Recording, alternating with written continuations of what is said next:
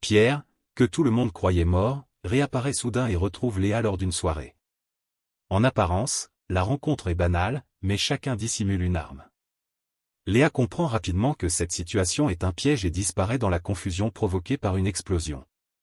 Pierre tente de la rattraper, réalise qu'il est suivi, puis la contacte pour régler définitivement leur compte à la maison. Une fois seuls, leur foyer se transforme en champ de bataille, faisant voler en éclats des années de frustration et de routine conjugale. À peine le calme revenu, des tueurs envoyés par leur organisation surgissent. Le couple prend la fuite en voiture, poursuivi sans relâche. Grâce à une manœuvre risquée de Léa, les assaillants sont éliminés. Peu après, ils capturent leur ancienne cible, Max, qui révèle que toute la mission était une manipulation destinée à les pousser à s'entretuer.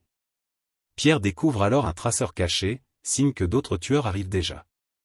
Le couple se réfugie dans un centre commercial, enfile des gilets pare-balles et se prépare méthodiquement à l'affrontement. Les ennemis tombent les uns après les autres, mais Léa est grièvement blessée. Pierre intervient avec un véhicule blindé pour la secourir, tandis que Léa couvre leur fuite avec une puissance de feu impressionnante. Acculés dans un entrepôt, leurs protections sont presque détruites. Entourés de toutes parts, ils échangent un regard complice, ajustent leur équipement et repartent à l'assaut. Portés par une chance insolente, ils éliminent leurs derniers adversaires et survivent à cette guerre totale, plus unie que jamais, ayant transformé un mariage au bord de la rupture en une véritable renaissance.